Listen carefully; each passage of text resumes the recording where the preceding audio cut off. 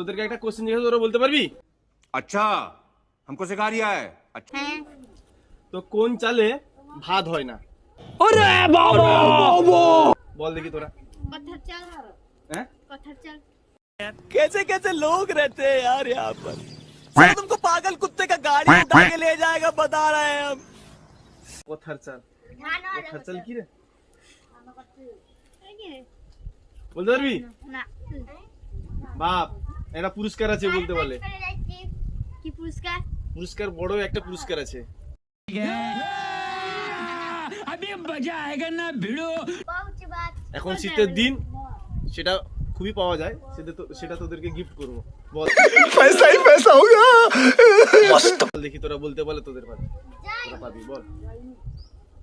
জয় পারবি? ভালো